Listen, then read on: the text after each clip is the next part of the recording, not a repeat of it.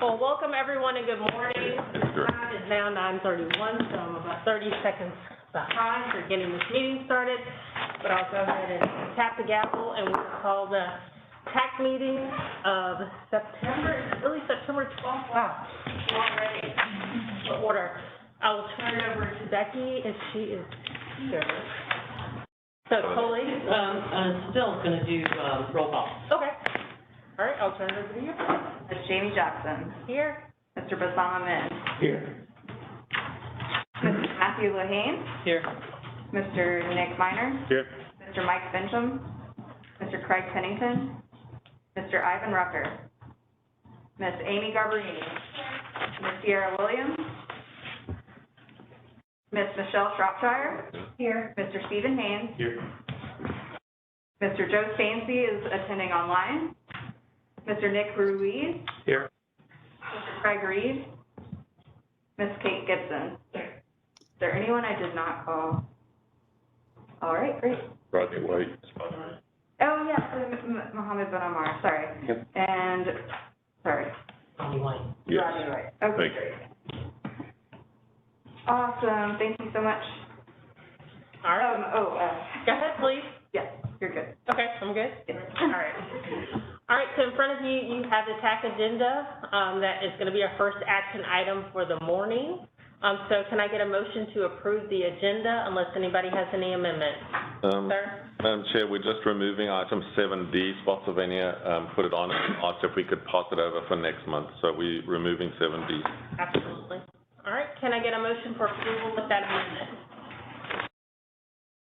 Make a motion. Thank you, Mr. White. And can I get a second, please? Second. All right, thank you, sir. Much appreciated. All right, so the agenda will stand as modified and as presented today. I'll give you a few minutes to review, if you have not already, for those who have the technology in front of them, the minutes from the previous meeting. If anybody has any questions, issues, modifications to the minutes from the August meeting, I'd ask you to state those at this time.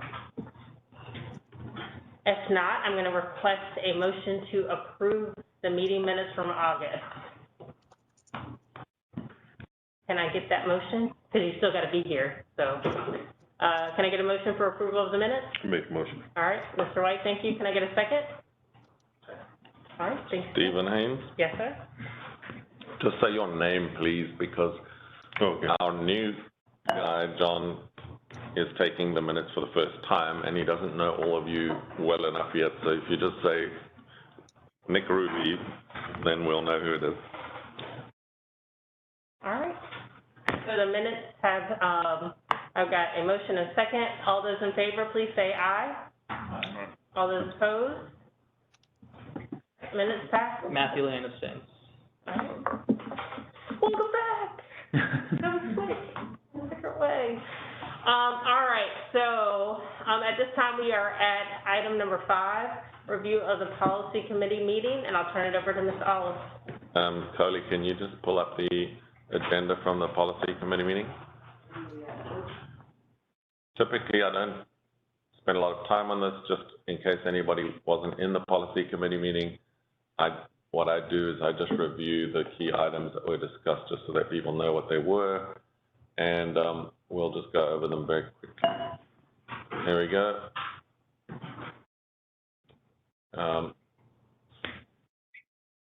Scroll down, please. There we go. The Safe Streets for All grant program, you saw it all here in the TAC last month, so I don't need to go over that. The policy committee agreed with you all that we should include all 5 jurisdictions and passed a resolution to support that. Following that, GWRC also approved that as a project, and Becky has been completing all the application forms. Thank you, Becky, and it will go in by the 15th, which is this week. So we're almost complete.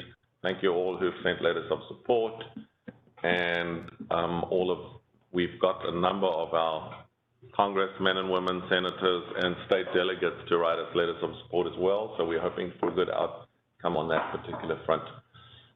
The TIP amendments, I think you know about all of those as well. Sorry, I beg your pardon, one other item, just scroll back, the Bicycle and Pedestrian Committee.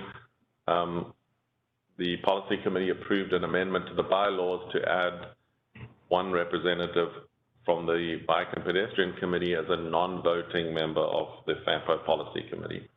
The TIP amendments, you saw all of those in this meeting, so I won't rehash those again for you. The Policy Committee did approve that resolution and those amendments.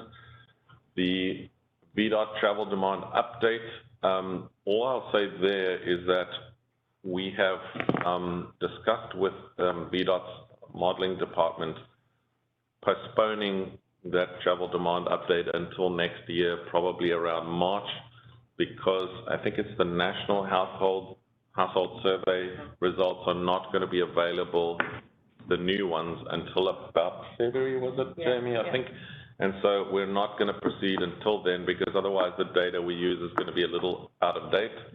So there's going to be a little delay there, and then the rest is just correspondence and staff and agency reports. As I said, I don't talk very much about that, but just in case anybody missed it, that was the agenda. And if anybody has any additions or changes, I know I mentioned some for transit, do you want them to still provide those to you in the interim for updating of the model when you've asked us for data before, or? Yes, we do. We are going to meet in, I think it's the last week of January, to discuss the data that we have available for all modes of transit.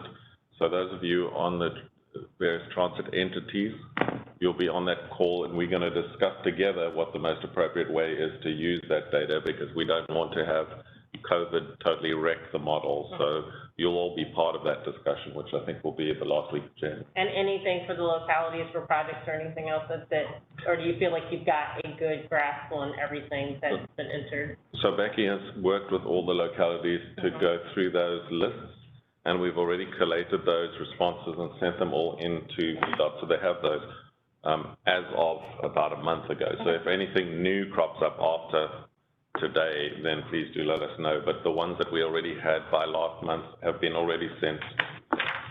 So just letting the localities know if you have anything additional, or you forgot, or somehow you got a windfall in the last 30 days of funds, please make sure you share that, just so that the model is accurate, and or if any of your jurisdictions have definitively eliminated any projects that you know of, so that we can make sure that everything is correct.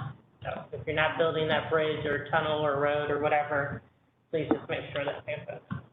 And you should mention bridges, tunnels, and roads. I don't know, keep going. All right. I'm just teasing. All right, any other items for number 5? No. All right, so at this time, we are at item number 6, which is the public comment period. So comments and questions from members of the public are welcome at this time, and staff will also read comments submitted by the public prior to the meeting. I'll turn it over to Colleen so she can provide our comments from the public. Yes, we received 2 comments. One is from Leland Sanders, who saw me at the farmer's market and sent an email. I'm interested in having the VRE run on weekends. It would be so convenient to have the train run from Spotsylvania to Union Station with stops in Alexandria and Crystal City. I think it would be better for the Virginia economy. All right. And the second one was from Chris Sowers, who we received yesterday. I'm writing this to point out a concern regarding Lafayette Boulevard and the intersection of Route 3. I am a new homeowner in the Fredericksburg Park subdivision. I love the area and my proximity to the many trails available. My concern is that there are 2 crosswalks that are very dangerous. The first is the crosswalk that is just south of the new traffic circle on Lafayette. The second is the older crosswalk that crosses the lane for traffic to bear right onto Lafayette from Route 3. Both of these crosswalks are unprotected with limited visibility. I believe this can easily be solved in both spots with signage that actively strobes when a pedestrian pushes a button. Something similar to the signal that protects the crosswalk on College Ave in front of the university.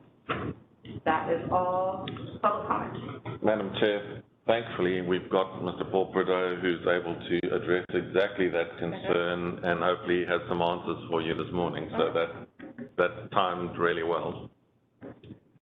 Might I ask a question? Could you email me that comment from Mr. Sanders? Yeah, could you email that to me, and then we can respond to it? Great.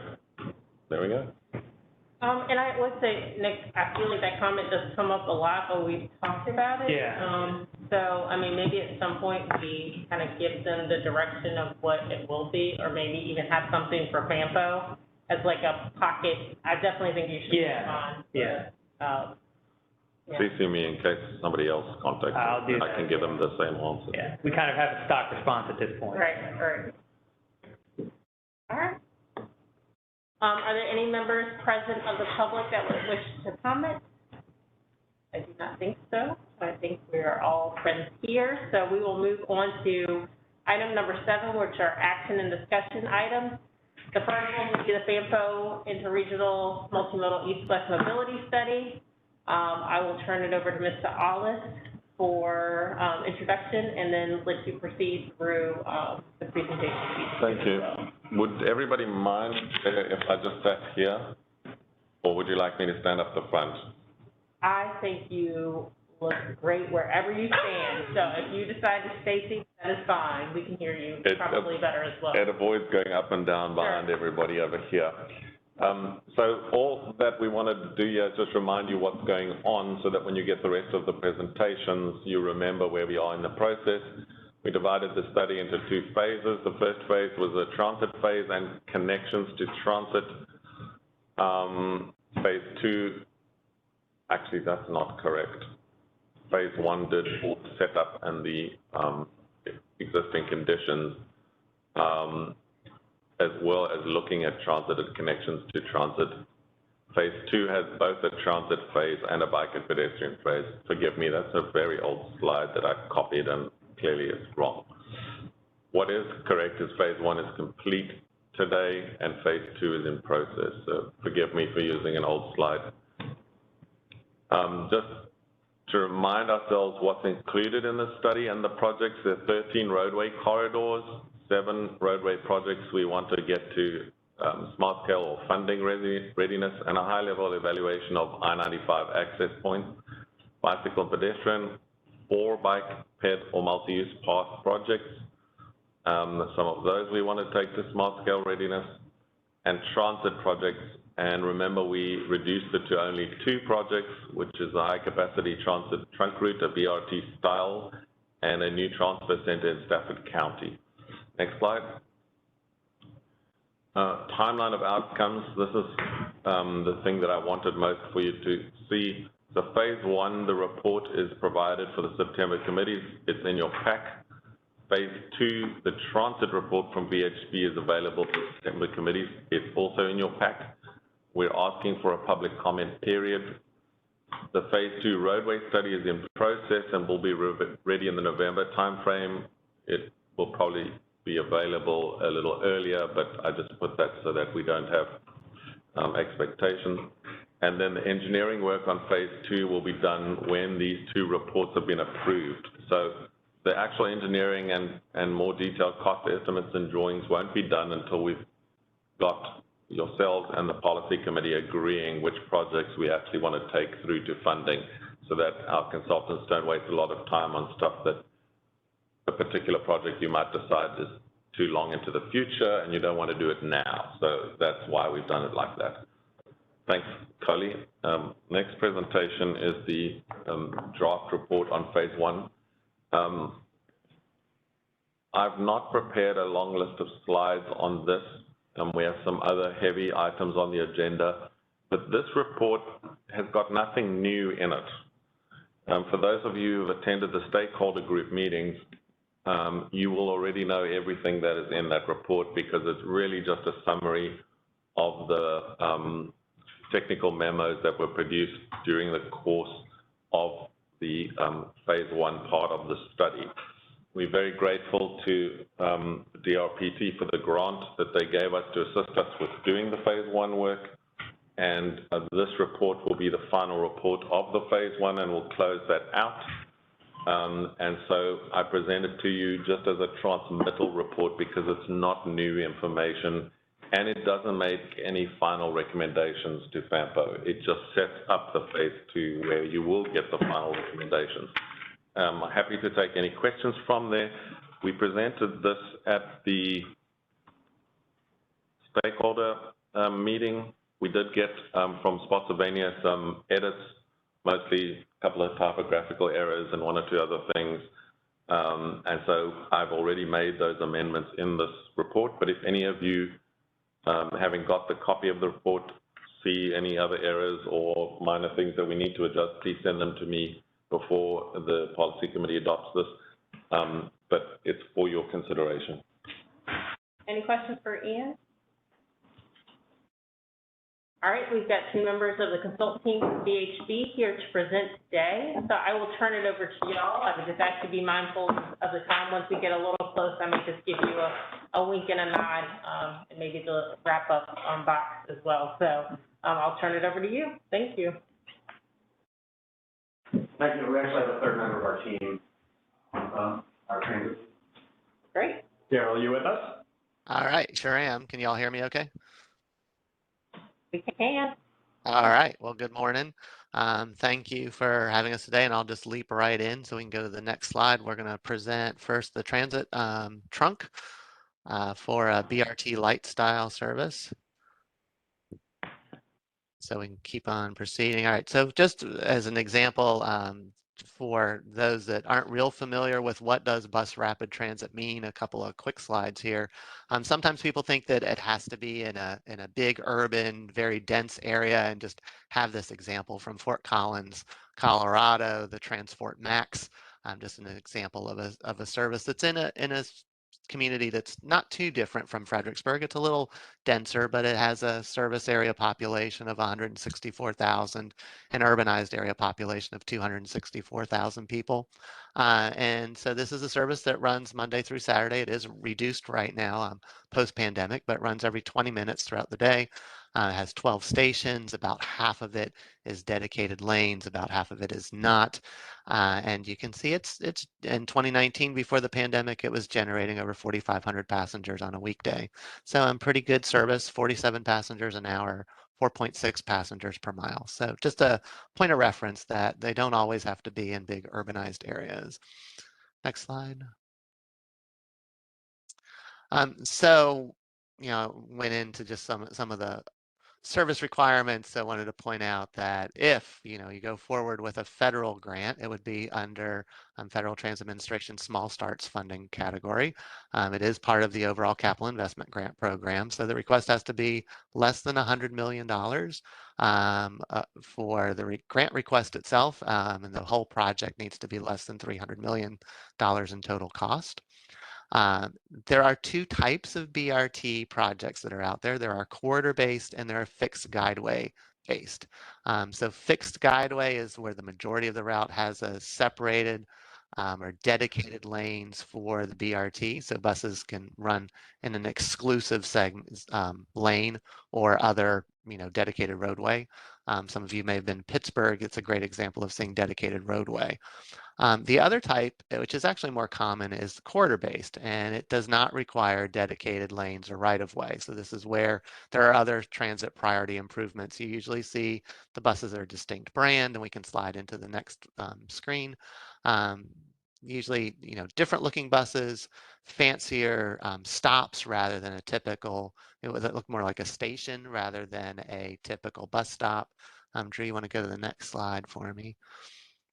And some examples of what these things look like, and a couple of others. So, you see the picture there of kind of a fancier looking paint scheme on a bus, signal priority, so the buses can get through the signal, may include a queue jump, so the buses can get ahead of the traffic at a major intersection. And you see over on the right side, sort of a fancier looking station rather than, what you think of the metal pole in the ground standard bus stop.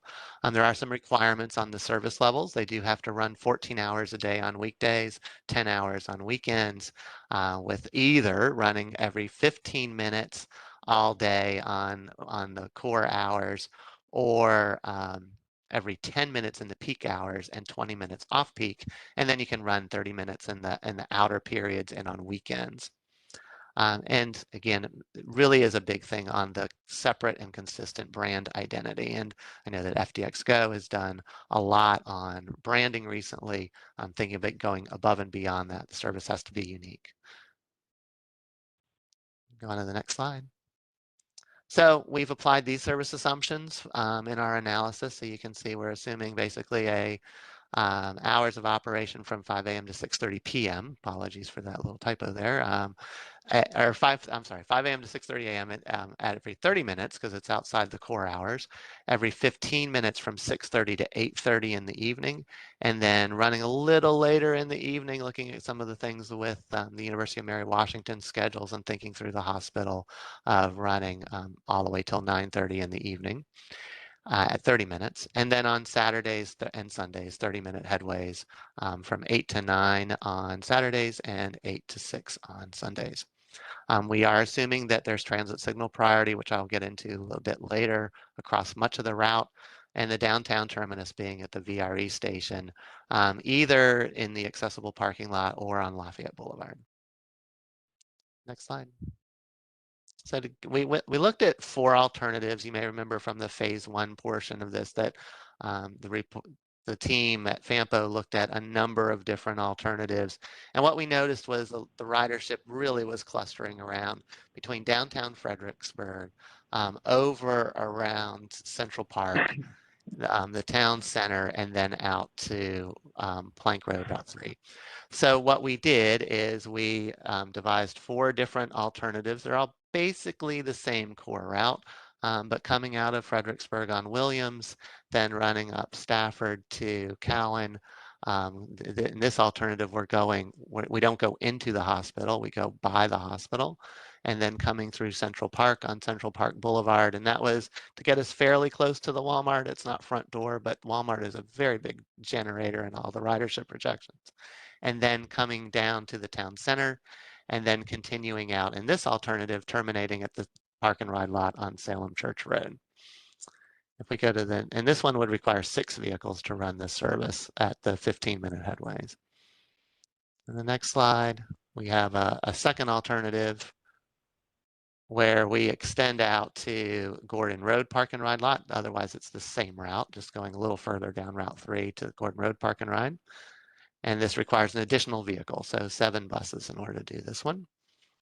And then the next option is a bit of a variation from option 1, where you see we are actually heading over to Mary Washington Hospital over on Mary Washington Boulevard, so to get close to front door access to the hospital. Otherwise, it's the same route, terminating at the Salem Church Park and Ride. And then option 4 is, again, this same route serving the hospital, but continuing on to the Gordon Road Park and Ride lot. Again, 6 vehicles ending at Salem Church, 7 if we went all the way to Gordon Road. Next slide. So when we were looking at this, there's a number of ridership markets we really focused on. One is the park and ride lots. There was decent ridership back in 2015 on a route called the VS1 that Fred operated at the time, which generated about 150 passengers a day. So, there was some decent ridership getting people from park and ride lots into the VRE station. Another big one, of course, is the University of Mary Washington. There's 2,200 resident students, 4,400 students total, and 203 faculty. So a big driver. And then Mary Washington Hospital with 4,500 system-wide employees across the 2 hospitals, with the largest one being the one that we would be serving with this route. There's also a number of new apartment developments underway, or multifamily developments, with over 1,500 new units being put online on this route. And then in addition to all of this, of course, there's just the general travel market. So there's the folks that are using FEX Go today, and just folks looking for a transit option to get into Fredericksburg or around the core of this route, whether it's to go shopping or to work. Next slide. So we've quantified that. We used the T-best model. This was also used in the first phase of this effort. So we used the T-best model to look at these corridors, and then we noticed that there were a few things that it just really wasn't picking up on. One of the big ones was the park and ride market. It just did not seem to be picking that up. So we added to our T-best numbers based on the ridership that was generated previously. We also looked at the new multifamily developments. We have 441 units that would be directly served on this corridor. And then we assumed that, well, if 16% of University of Mary Washington students actually use this, what would that come out to? Because again, TBES did not seem to pick up the full extent of the student population. So that got us, as you can see, a range of ridership estimates. Just looking at the weekdays, you can see ranging from a low of just over 1,000 a day on option 1 to a high of 1,335 a day on option 4, serving the hospital as well as the Gordon Road Park and Ride lot. Go on to the next one. All right, so ridership numbers, raw ridership numbers are great, but it's sometimes good to look at them in terms of some performance measures and not just straight up. So, you can see that the way we've designed this, there would always be what would amount to 122 trips every weekday. The service hours vary based on the vehicles in service and the length of the route, so that you can see, the shortest route requires the fewest service hours. It's 60, going from downtown to the Salem Church lot on option 1. With the longest or the most service hours being for option 4, which of course it's the longest route. So that makes sense with almost 84 service hours a day. You can see the route varies from 6 to a total of just over 9 miles, so relatively short route. Good service miles, as you can see, that's just the number of miles that the vehicles themselves are making. You see our ridership estimates down there. And so what comes down to the big performance measures is, all right, so how many passengers per mile are we getting and how many passengers per hour are we getting? And so you can see we get our highest passengers per hour on option 1, but not too much different from option 3, 17 in option 3 versus 18 in option 1, and a ridership per mile of 1.37 in option 3 and 1.45 in option 1. So the shorter distance just hits the higher pockets of ridership, and it just spreads out when we go to Gordon Road by a little bit, as you can see by the slightly lower numbers in those alternatives 2 and 4. Next slide. And then, you can see the same thing basically happening similarly, but we have the impact of the weekends and the full service. And you can see because we add that weekend service with lower service levels, but still getting some good ridership, option 3 actually ends up having a higher passenger per hour at 21 and the highest passengers per mile at 1.64. So again, from an annual perspective, option 3 does a little bit better than the others. Next slide. So then we looked at costs. We needed to estimate the costs. So we looked at a few similar BRTs that are out there. The one on the bottom you see listed, the Fort Collins Max, mentioned already. And what we did is we looked at services that were not real long, requiring a whole bunch of buses. So we looked at things that had 10 or fewer buses. We also looked at what FDX Go's data was, as well as PRTC, since they're both in the operating in the region. And so what you can see is we ended up looking at a cost per service hour. It's a pretty standard way to look at costs on bus services. And we ended up going with Richmond's Pulse BRT, mainly because it ended up somewhere in the middle at $97.06 a service hour. There definitely seems to be a flaw in the data that came through the National Transit Database to Federal Transit Administration from 2019 with PRTC, so I would not get too concerned about seeing how high that number. There's something in the reporting that was a bit off. Next slide. So we multiplied those service hours that I mentioned earlier by that estimated cost per mile from Richmond. And so you can see we have a range in costs. Obviously, the shorter routes requiring fewer buses and fewer hours end up as being the least expensive, and the options that are longer end up more expensive. So you can see that option 1, which is bypassing the hospital and going out to the Salem Church Road Park and Ride, is an annual cost of about $1.748 million. I'm going to a high in option 4, serving both the hospital and the Gordon Road Park and Ride lot at $2.4 million a year. So we end up with cost per passenger. So, how expensive is it to bring every passenger on board? And you can see that both options 1 and 3 are very close to each other at $5.42 a passenger, or $5.44 a passenger.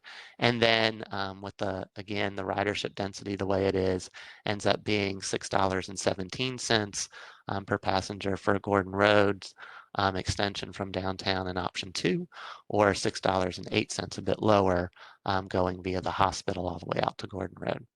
On a cost per mile basis, similar results, so not too surprising. So, but we end up with the cheapest though being on downtown to Gordon Road in option 2 at $7.20 a bus mile, going to a high of $7.75 in option 3 per bus mile. So next one. So again, looking at this, we look at that cost per passenger, and you can see graphically here how close options 1 and 3 are versus options 2 and 4. So again, definitely getting the best bang for the buck in terms of option 3, bit more expensive going to options 2 and 4. And then again, option 3 also offers the highest passengers per mile, 1.43 versus 1.41 in option 1.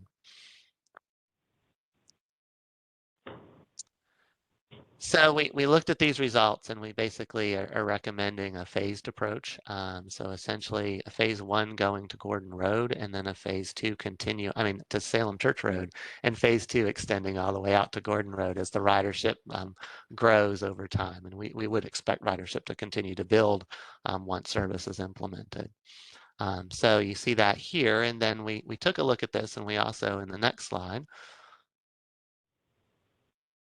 went ahead and looked at, so what are the traffic volumes? How many vehicle trips are we getting? And you can so this was to get at what kind of improvements do we need to make in order to get transit to have a priority for this service.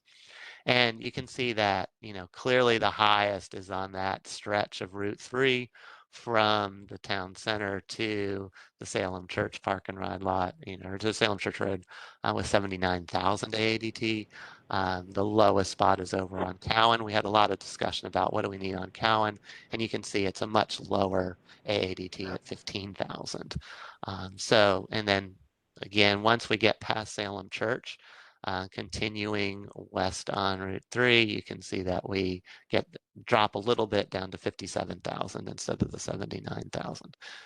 So this kind of drives our thought process and what kinds of priority improvements we wanted to look at. So if we go to the next slide.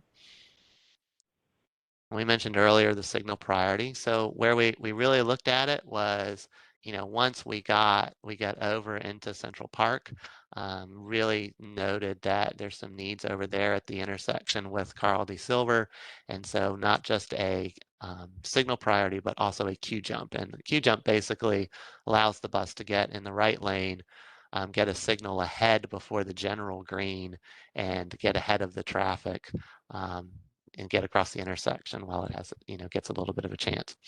And then signal priority at everything else all the way out to Gordon Road, with kind of another feature, which we're kind of limited on right-of-way and space and the way the grading is, but a dedicated center running lane on Route 3 between Task Force Drive and Heatherstone. So basically the central part of the segment between the town center and the Salem Church Road Park and Ride lot.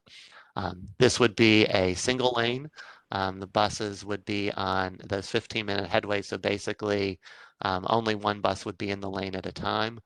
So if there's one traveling west, the one coming east would be timed to not enter that lane until the westbound bus reached Salem Church Road, and then it would come, the eastbound bus would enter the lane to continue into downtown Fredericksburg.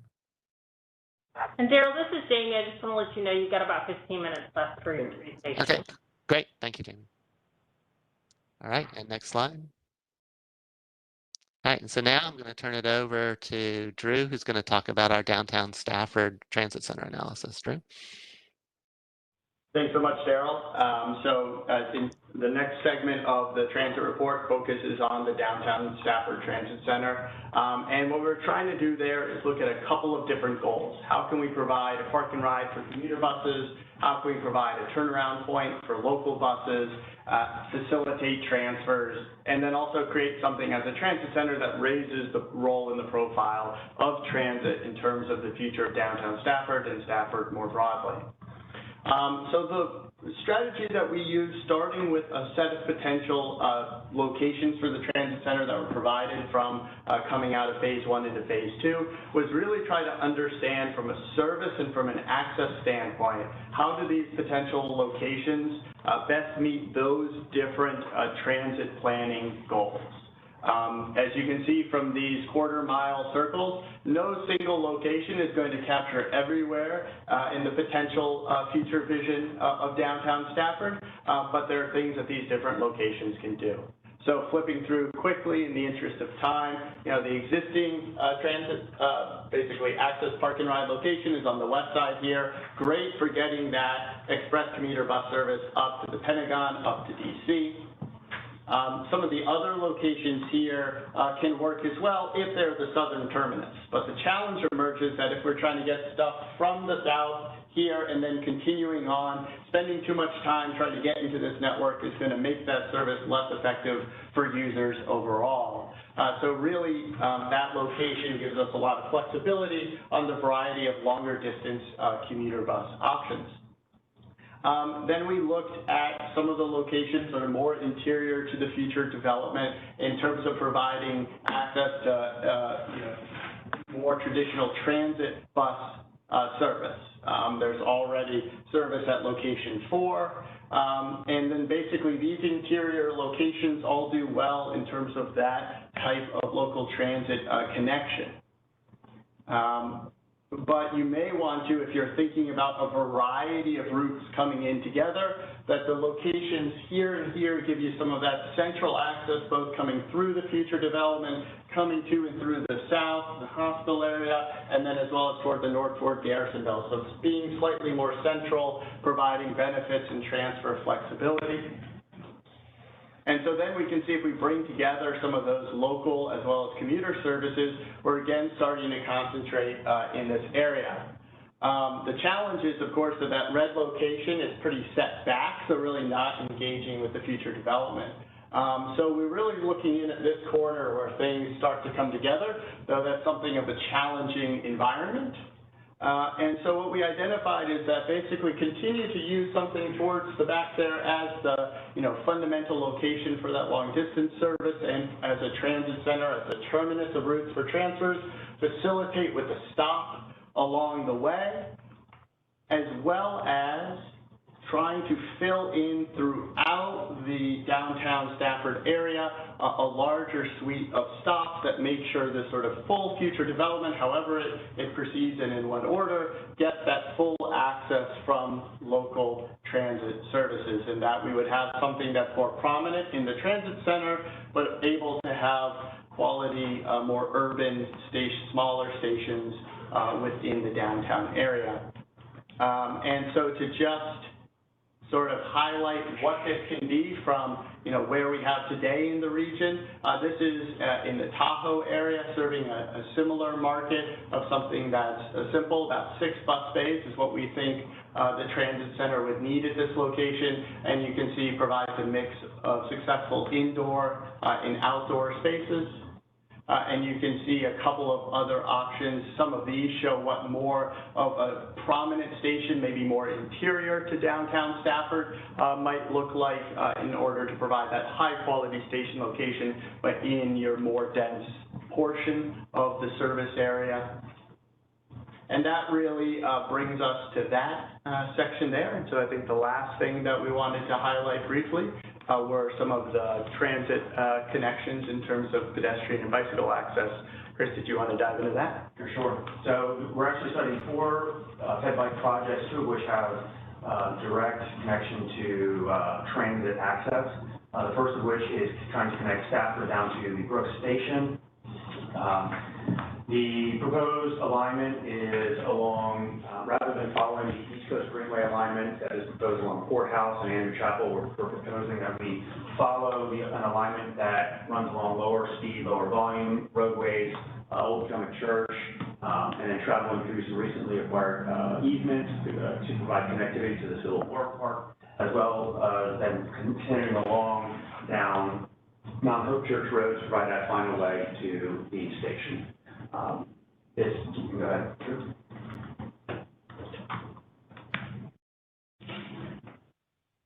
All right, as I was mentioning, this provides good connectivity to the Civil War Park and takes advantage of lower speed, lower volume roads. It's also in alignment with what we are studying through a separate VDOT effort, the pipeline studies, which is looking at a couple of SUP shared use paths using utility corridors in the vicinity. There are several environmental constraints that we are aware of and continuing to study, including some stream impacts, wetlands impacts, et cetera, that will require additional environmental permitting and study. Okay, I mentioned that's in alignment with those two SUPs that we're proposing through the pipeline effort. And then just to give you a quick glimpse of what is envisioned along the Brook Road segment for that final stretch to the station, which is a traditional 10-foot SUP, asphalt, paved SUP. All right. The second project with direct connection to transit access is to provide that last leg to the Spotsylvania VRE station, provide that connectivity to Germanna Community College as well as to Route 2. We believe we have a good alternative that has two options. One that provides direct connection to 17 and to the station, as well as a direct connection if you were to continue along the rail corridor all the way directly to the station without that detour that Drew is showing there. We are aware of some capacity constraints under the rail bridge there, the Route 17 bridge. We are working with VRE, as well as the new agency to determine whether or not we could have a rail width trail under that bridge. We believe that we can. In the future, when there is a widening of 17, the separate part of this project, which is a roadway project looking at future congestion, shows this is a segment for widening. That would also give us the flexibility then to push the abutment and provide enough space if we do determine that it is not there today. So the ultimate alignment will, though, continue along Eagle Drive because that is the preferred path for the East Coast Greenway to tie into then Massaponax Church on the south side and provide that direct connectivity to 17. And quick look at what that might look like with an SUP along the south side of 17 to provide that connectivity over to Germanna College and across 95. All right, quick look at the benchmark. Sorry. Then the potential rail to trail, of course, understanding that there's quite a bit of offset required. And this is what we're trying to work through right now with the rail agencies to determine whether or not we can make this work. All right. This is that section that I was just mentioning that would provide the connectivity along US 17 on the south side, would accommodate the future widening of 17 all the way to 95 between 95 and the station.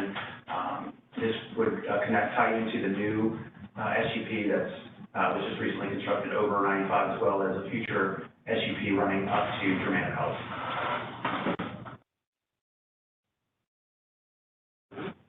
And again, taking into account all the constraints that we're aware of, the topography, the future widening, among others.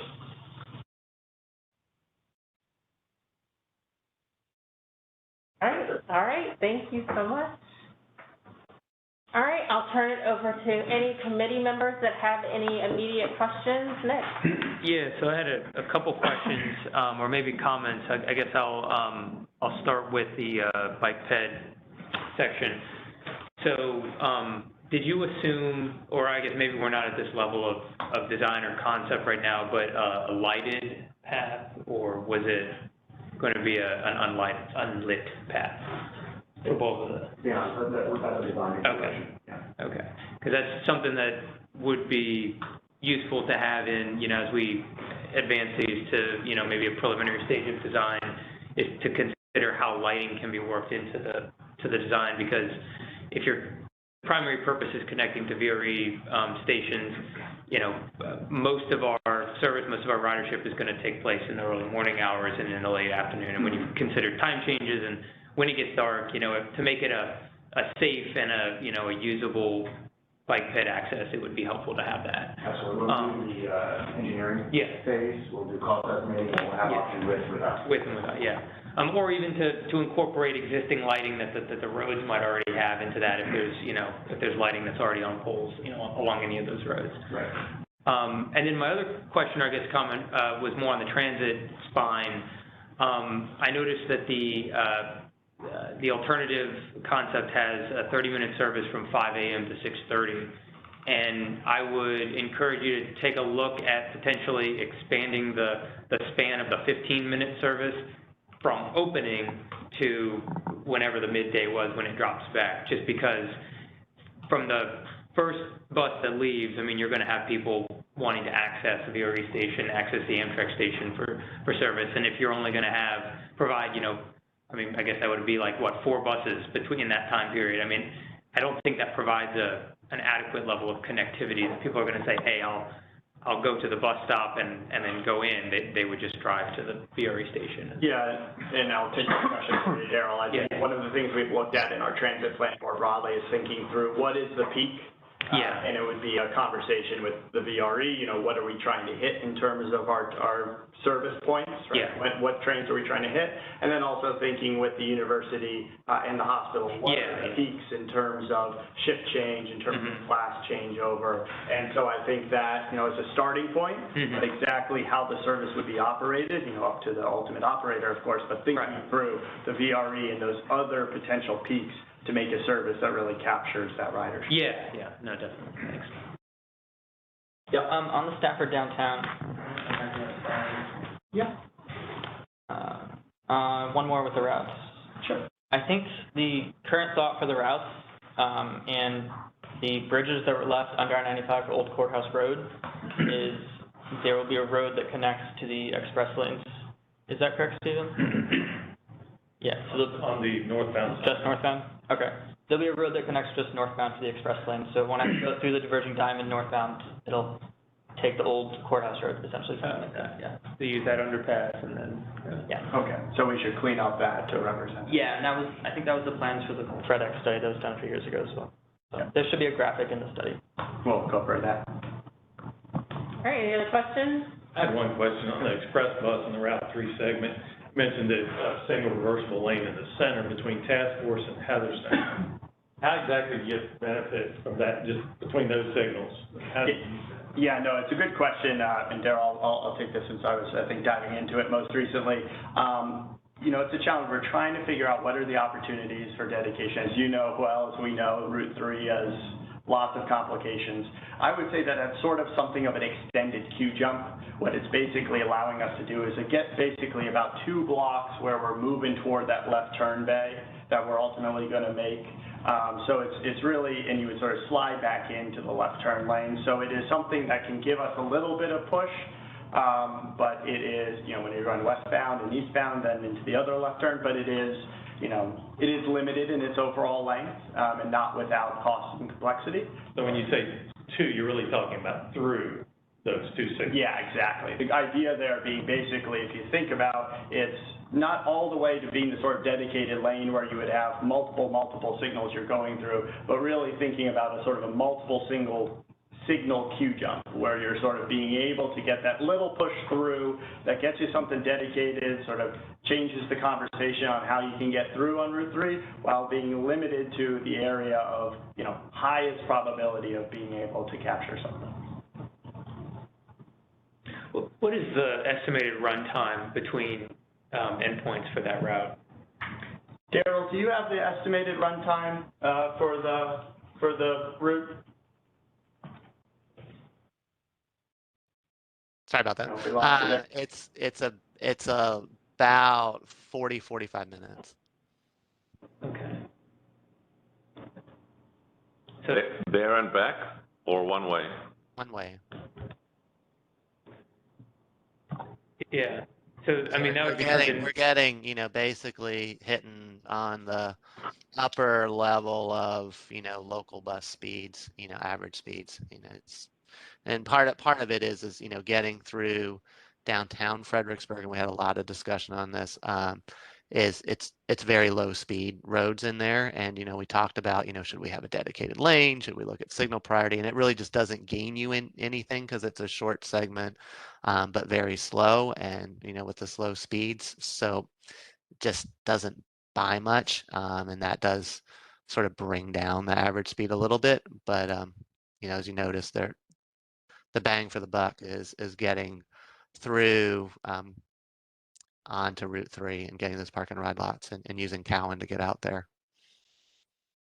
Yeah, I guess so. One thing I'll comment on that, because that was what I was thinking it would be. It was probably about that, and that really does.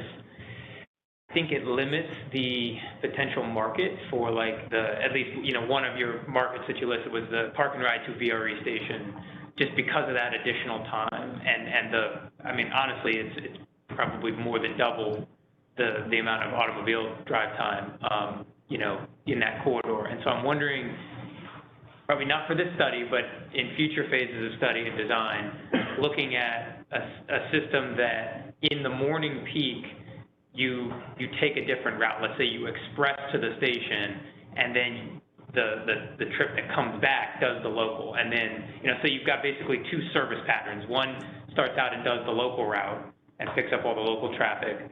And then, one route just goes straight to the station, and then on its return makes that local. Or, I've seen that done in other systems where it can work pretty well and it can provide a car competitive travel time, and still get people on the bus. So 45 minutes might limit the market. I mean, it's great as a local service, but from a connectivity standpoint. Well, I'll just say quickly, if you look at VRT for Richmond, this is actually good. Yeah, no, and I know I was a rider of the Pulse when I lived down there, but I'm not saying, I think what you're saying is 100% valid, and that may not be done through VRT, it may be done through something else. That's what I'm saying. Yeah. But I 100% agree with you. Nobody's going to do that. I'm not even going to do that, and I actually on the system. So. Yeah. And I would just point out that, definitely if you look at the ridership, the park and ride ridership is not the main driver of this. The main driver is the general traffic and the University of Mary Washington opportunities. That's where it's really coming from. So. The hospital, the university, and the shopping district. Yep. Yeah. Real quick, just what Stephen's comment was, between Henderson, Task Force 15 and 8, so it's a really short segment there. You can tell me the game from that. How will the bus rapid transit drive down Route 3? Are you just going to use the lane that's there? With the regular cars? Yeah, so basically, say in let's talk about this segment here. So between these two park and rides, yes, it would use the mixed traffic operations to get there. And yes, it is a short segment. We're trying to identify opportunities, for dedication associated with the service, and that's why I'm saying to think of it more as an extended queue jump rather than the sort of long run of a dedicated lane. It's get us through a couple signals, get us into position for turns, rather than something that's going to be your traditional, what you see in Richmond in terms of very extended dedication. It's also the spot where the worst congestion is on this entire route. So that's the one spot where something would help, because the cars are going to be backed up in the peak period and the bus will whiz by the cars that are stuck. But then it has to get back in. The turn. Right before we get to the other segment. Which is a queue jump. Yeah. That's why they're proposing a queue jump. These two places, and we actually worked on in Montgomery County, Maryland, on a 355, which is a pretty big 6-8 lane arterial, similar AADTs, and developed some innovative strategies for that merge back. And so that's definitely a consideration, right? Is at these points, what's the merge back that facilitates the overall, travel, and it's successful for all of the vehicles. So it's definitely an engineering consideration. The eastbound direction, your queues for some of those big turn lanes for Bragg central part of the two exits, they spill back, especially in the peak hours, outside their turn lane, so you're gonna be jumping the queue. Buses back to that left lane, right, where people are trying to back out of the turn lane sometimes, but anyway. Yeah, and this might be something we look at in terms of the ultimate operations, right? In terms of what's, you know, you can see in the westbound, I think that the overall operational profile, making that left turn and then coming into a left turn is more straightforward than what we might do in the eastbound, and so thinking through that. Second question goes to, the Spotsylvania and the shared use paths, and maybe Spotsylvania can comment on this in relation to East Coast Greenway. We've had a lot of discussions about, are they proposing to move that alignment off of Route 17 and Route 2, and then how those improvements will tie into some things you're proposing for Benchmark Road to tie that into US Route 17, which means Humana and the BR8. Because we've had a lot of discussions with other projects about moving shared use paths off Route 17 and Route 2. And unfortunately, Jacob isn't here, and he's the expert on that particular question, and I know he's got a very long answer to that. I just don't know what the long answer is. Okay. Just some good But thoughts on how that I think into all of this work. maybe if you guys could just ask Jacob to confirm that this is what he is in support of. But he did send already several comments in, so I think he's aware. I just don't know what his long answer is, but there is one. Because we have this study that's putting a shared use path down Benchmark, but the locality is removing shared use path off of 2 and 17, while every other project is tying into it. Doesn't make logical sense. No, they must all tie together, otherwise it's pointless. But I think Jacob does have an answer. I just don't know what it is, and he's just not here today, so. Okay, I know very good. comprehensive plan also have the shared use path, like all connected. So it should send you an answer. In fact, the part of that trail on US 17 is the east-west link, which is what we at FAMPO proposed. And it is actually the county that suggested that we should tie in up the north-south link. So they specifically requested it right up front, so they're well aware. I just don't know the answer to your question. Very good. So are we asking that they match, is probably my follow-up question to Michelle. Are we asking that whatever Jacob says matches what we're saying here for the study? So Michelle's question is, how does this diagram match with other proposals on 17 or 2? On Tidewater Trail, Yeah. 17, And- some other projects. And there is an answer. Jacob's already thought through all of that Okay, and so- requested us to do this. Because if you look at that blue thing, the blue line on the east-west side, that's my idea. The blue line that goes north-south, that's Jacob, who's from the county and who knows all of that stuff. So I know that there is an answer. I just don't know what it is from memory. Jacob does know, though. And I think that goes to a good process point that ties into, you know, we're receiving comments from the counties and from all of you on this, and so while this remains even during the public period that you're going to be requesting that we proceed toward, a draft report that's receiving feedback, right? And we'll be finalizing not only. And will be amended as a result of all of your input and any public comments that we get, et cetera. So anyway. So if this group has any comments, we'll go into the next item, which is the number 4, Phase 2 transit report, and then discuss the resolution. Is that next? Yes. So, Madam Chair, the report we're not going to discuss now because this is the presentation for the report, right? So we don't need to discuss 4. Right. 4 is For you to review. please send us any comments because we gave you the full report. We just didn't give you a slide presentation, so you can dig into it and send us comments. Send them via me. I'll collate them and send them to our thing. And then the 5th one is we're requesting that the TAC send the report to the policy committee and ask the policy committee to first of all give their input, and second of all then allow us to have a public comment period. So if there's any public comment, and we need to obviously take all of those comments into consideration when we draft the final version of this report with the consultant. All right. All right, so we're going to move to item number 5. So this does not mean that you agree with every single item in there. It just allows the committee to basically provide the information, as Ian just mentioned, to FAMPO, so we can begin with the public comment period for this particular project and report. As mentioned before, please take time to review the full report and provide comments. I know I will. Do you have a date for that, Ian, just for the group, just so? Obviously, we will take all of these inputs together with any inputs from the public comment, and the public comment is going to be 30 days, so you've got at least 30 days. But by the close of the public comment period, we need all your comments. If you haven't commented by then, we'll assume you don't have any comments.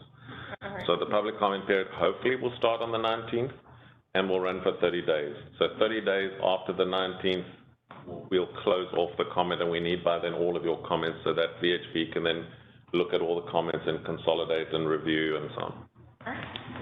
All right, so I'm going to ask for a motion to endorse Resolution 23-01, directing a public comment period for adoption of the FAMPO Intra-Regional Multimodal East-West Mobility Study, Phase 2 Transit Report. Can I get a motion, please? Motion. All right. Nick Rui. Just don't forget to say your name. Nick Rui proposes a motion. I propose a motion. All right. Very. Thank you, sir. I just wanted to make sure we get the names. And can I get a second, please, with your name stated? Not all at once. Nick Minor, second. Thank you, sir. I appreciate it.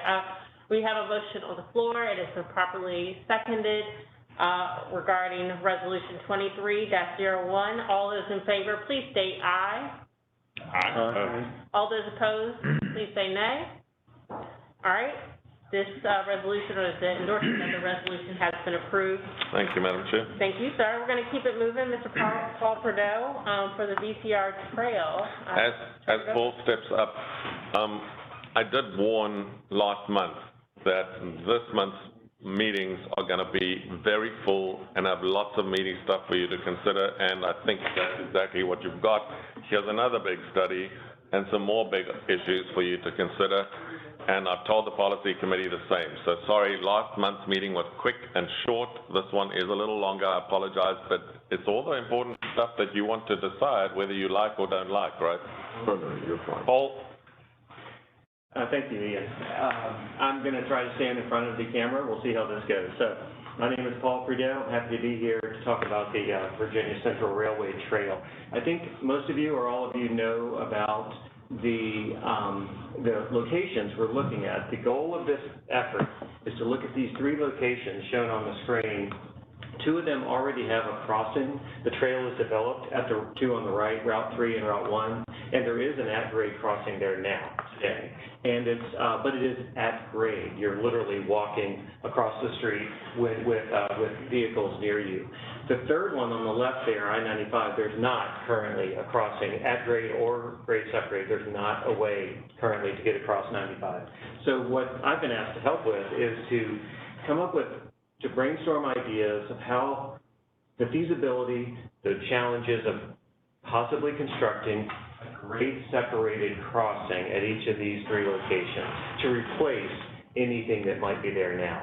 So that would allow for physical separation and protection for cyclists and pedestrians to use this trail and to increase usage of the trail throughout the community. Because, you know, off the left side of the page there goes into Spotsylvania County, and it would be a great network if we can make this trail more desirable. So the task that we're involved in, we're about halfway through, is to consider ideas, conceptual ideas at these three locations, multiple ideas, but then to pick one at each location, one idea, and develop it further. One great idea at each location and develop it further, end up being a smart scale application or maybe even another grant program. So that's where this is going. So today I'll be talking about the various ideas at each location. The end game is for this group to select a preferred at each location for further study. And we'll take that to the policy committee. And then if everything goes well, we have a preferred idea at each location, we will then develop that more and do more. It's not going to be final design, but it will be more investigation, more cost estimating precision at each of those. So that's where this is going. Today is to look at the universe of ideas. I've got 3 ideas for I-95, 2 ideas for Route 1, and 3 ideas for Route 3. Okay. That's the setup, so let's move on. I just said what's on this slide, so we can go on to the next one. Okay, I'm not going to go through this table today, but just so you'll know, this table has those ideas. It is 8 different ideas. Like I mentioned, the 3 at the top are with I-95 crossing, the 2 there on Route 1, and then 3 at the bottom are at a Route 3 and Lafayette intersection that we heard about earlier, by the way. Remember that intersection we heard about during public comment, Route 3 and Lafayette, about being kind of making people nervous to use that and feel safe.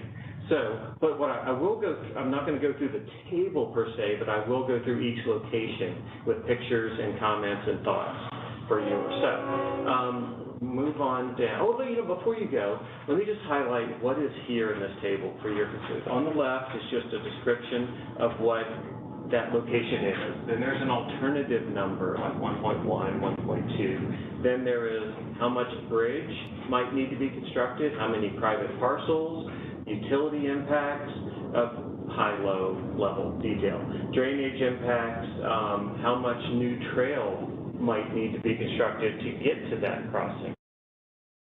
Environmental concerns, order of magnitude costs to construct the idea, and then some other comments. So that's the type of information we put together for X.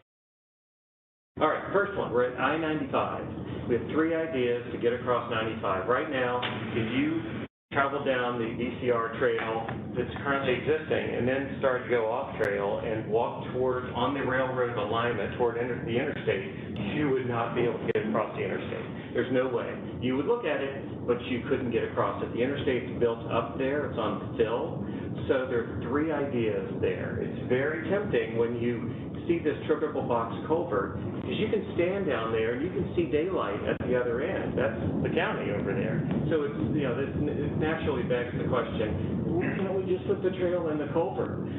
So there are certainly challenges with that. You know, the culvert was built to transfer water, and it was never intended to have pedestrians or humans on bikes or anything, but the question is a reasonable question. So let's go to the next slide.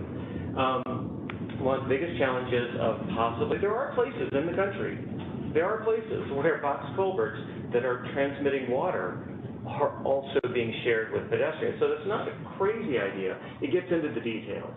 And so one of the biggest challenges is there are standards or goals or the right word is guidelines for trails in Virginia, DDOT guidelines. And that has to do with width and clear space and height and things like that. In almost every one of those geometric aspects, the box culvert would not satisfy the guidelines for clearance and height and width, and so that's a big issue. There's the issue of water and high water, low water, and safety and security and lighting and liability, and it just kind of goes on and on. It's definitely a challenge. If you go to the next slide, I just made a list here. Height limitation, I just said hydraulics is just another way to say the culverts are trying to do their job to move water, and sometimes the water is moving fast, and are we closing the trail? You know, security, you asked a question earlier about lighting. That's a valid question. Maintenance, liability, VDOT and FHWA. The interstate is a federal facility, delegated authority to the state. Both of those entities, VDOT and FHWA, would need to sign off on such a thing. It would be a federal action. It would probably trigger NEPA, environmental. It's quite the thing. So, no doubt that one's a struggle. Let's go to the next one. The second of 3 options at I-95 is the idea of excavating or boring a tunnel in the old railroad alignment under 95. You know, the interstate's way up at that point, so there's physically room. I mean, the interstate's high enough that you could get a tunnel or a pair of tunnels to theoretically under the interstate. That's all a fill section of built up earth, and when I-95 was constructed. So it's possible, and there are tunnels that are built that long. That's, you know, it's not out of the question. So, but it has challenges too. So go ahead and go to the next. Here are just some pictures from other examples where people have excavated existing earth to put in and form and pour and support a tunnel.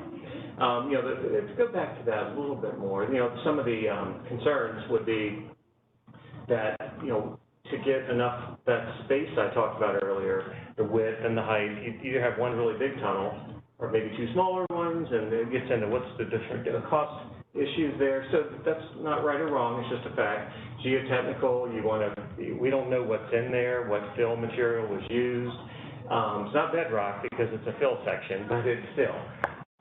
You know, the interstate's a very, very important facility in the U.S., the I-95. So the noise and vibrations, is there going to be ground movement because of tunneling? Oh my God, if there's ever a collapse during construction. So there are lots of things to be worried about, but it doesn't mean it can't be done. It just means that we have to take a deep breath. Back to the same things with the box culvert, maintenance, security, PDOT and FHWA. So that's tunneling. The third one is same area, same general area, we could go over. There are plenty of places, I-66, Route 28 in Virginia that have pedestrian overpasses, bridges. So that's this idea, and we're showing a crossing perpendicular there just to shorten the length of the bridge. So if you go to the next screen, you know, there's an image off of 28 up near Sterling, near Dulles Airport. So there is, it's a possibility. But remember, if you're going over and you're already below the interstate when you start, you've got to get up to that overpass. So that means you're dismounting a bike and you're walking it up, you know. So it's certainly not ideal. You see some examples here of other places where a little switchback ramp gets you up to the grade you need to be at. Back to the same types of things, FHWA and VDOT. Oh, may conflict with future widening. You know, you'll be dropping piers for that pedestrian bridge, and where do the piers go, and do they need to leave room for something that may happen in the future? There's a big grade difference between the bottom where the railroad used to be and the top of a pedestrian bridge. That's a lot of height difference. So, anyway, challenges, but not impossible. Next one. So those are the three for I-95 that we have for your consideration. Now, you have to switch your brain and think about Route 1. So this is Route 1 near Kings Mill Drive. The trail is there now. This is still the old railroad. You see the serpentine shape there. So right now, the trail is there. There is an at-grade crossing at that location. We've got stripes, and it's a modern construction. So the question is, could we make it grade separated? Go to the next page there. So this is the intersection. You can see the delineation there in the middle of the page. That is the trail crossing diagonally across the intersection. So use your mind's eye. Imagine a bridge, like an arch pedestrian bridge crossing over, like our friend here is showing with the mouse pointer. So that's possible. And, you know, the first thing I thought about when I saw this intersection was you've got utilities, see the utility lines on the right, you've got equipment, all that's going to interfere with where this bridge is going to go. So one thing I thought about is, well, I wonder if we could do something different with that intersection and make it an alternative, innovative intersection that uses less or no signal equipment, maybe. So I put a few ideas out there on the next page. You know, there are some things, continuous green keys, restricted crossing U-turns. These are modern ideas that are around the world that are either reducing or eliminating the need for signals. So they involve people having to sometimes make U-turns and things, but that might clear up that aerial interference with those galvanized signal poles. So just some ideas. Haven't run that to ground. If this is interesting to the TAC, we could look at it more. So that is option. That's the first option, is to do an aerial bridge over that intersection and see if we can get some of that signal equipment out of the way. Maybe the utilities need to be undergrounded or something to make them all be able to coexist in 3 dimensions. That's the first of 2 options at this location. Go to the next one. Oh, that's just a zoomed out picture. If we did some kind of alternative intersection there, that will probably end up requiring someone to make a U-turn at each of these upstream. Some movements might have to rely on the upstream and downstream intersections to get to where they're going, which is part of that deal. So now you can go on to, just listed things there for that first option. You know, it could be a steel bridge, could be pre-stressed. It could be a gateway structure that's real pretty, like a design contest. I mean, it could be a really nice feature. So that's why I said signature structure. There may need to be a pier in the median, which is not ideal. All right, now let's go to the second of two ideas at this same location. Still at the same location. It's tempting because there is a bridge where Route 1 goes over Hazel Run. Just there at the top of that page, yeah, right there. There is a bridge there. So, you know, the question is rational. Well, maybe we can get bikes and pads over there and they can cross under the bridge and then get back on the trail. So that's what that idea is. There is a city smart scale round 4 project that was funded.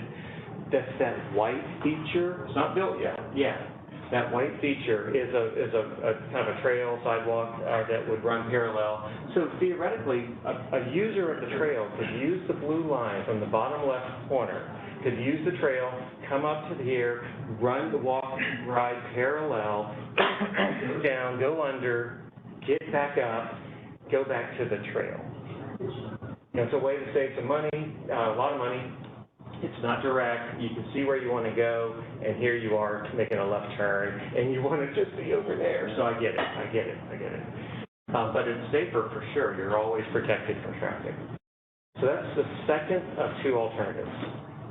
There's the sketch that was done for that smart scale application for that sidewalk treatment, that trail connector. I think it's got a name. It's the VCR trail connector. So that would be relied upon to get a person over to the bridge opportunity.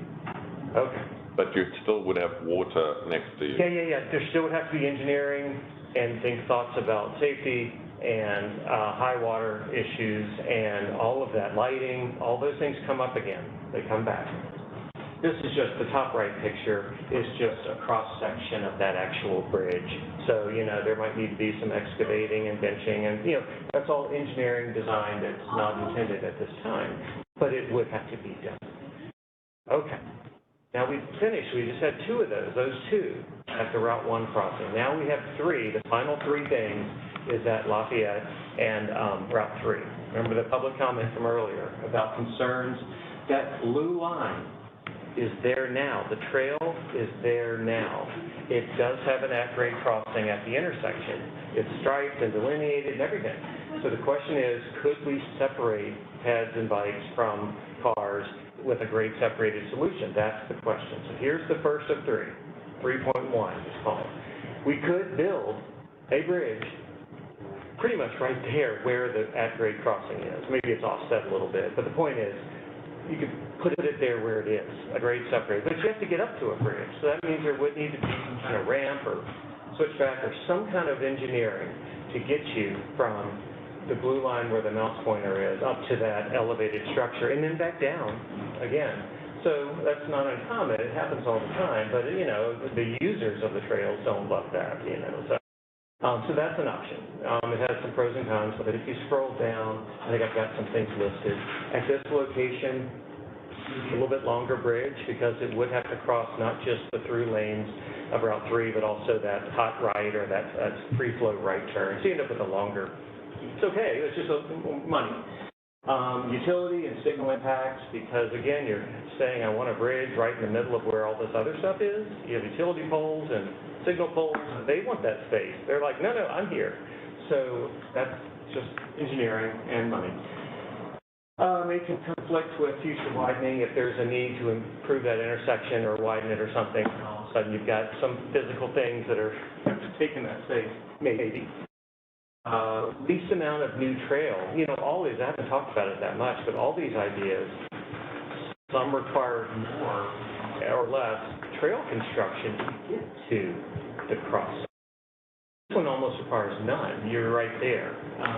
I didn't really mention that on some of the previous ones, but that's true. It's in the table. Ramp over. Okay, let's finish up. Let's go to number 2. This location number 3, idea number 2. That's the 3.2. So same location, but imagine running parallel, thank you, you're doing great, by the way, but running parallel to the, to Route 3, and then having a short perpendicular bridge over 3 there, and then land at that site that, unless something's changed in the last month or two, it's a development site, it's not built out. So there's no possibility to do some kind of coordination and easement work with that developer, and that's why we had it tucked up right up next to the property line. Has not been run to ground, that idea has not been fleshed out, it's just a possibility. So then you're back to the blue line, which is the trail as it exists today. That's idea 2 of this location. It's the final one, well, what do I have here? Requires easement negotiation with the site development, I just said that. Limited room for bridge abutment on embankment, that's just into the details, the weeds of bridge construction.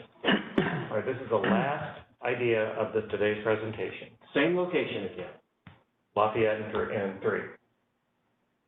You know, I mentioned earlier at Kings Mill, I think it was, that it's tempting whenever there's an existing bridge to maybe use it. So that's what's going on here. There is, it's Hazel Run again. Hazel Run is our friend. That bridge right there is a Hazel Run crossing of Route 3. So the question becomes, well, we've already got a grade separated crossing for water. Can we just go over there and use that? So that's what all of that alignment is, because you would have to build the trail and deviate and go wander around through different parcels, public and private parcels, to get under at that location. And then you climb the hill and you get back to the trail in blue. So, you know, one of the biggest challenges with this one is the length of trail that would need to be constructed in parcel negotiations.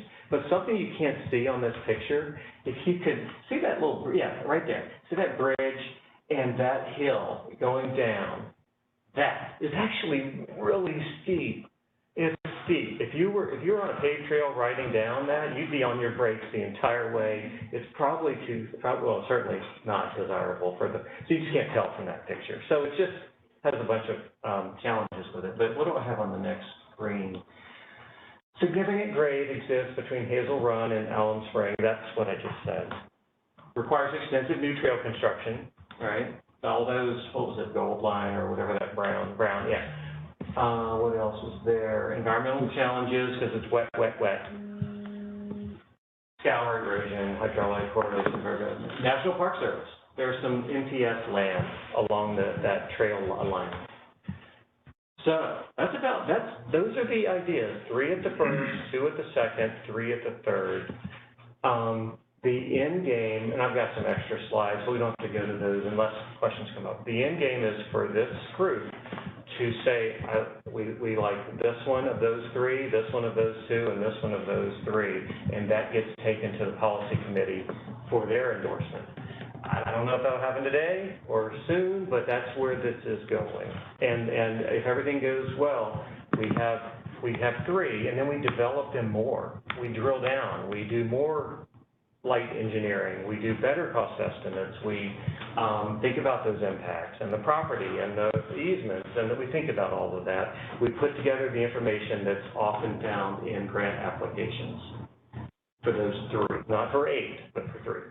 That's where this is headed, and I think I'm done at that for questions. All right, thank you so much. All right, I'll turn it over to the committee for questions. Tom, you're up.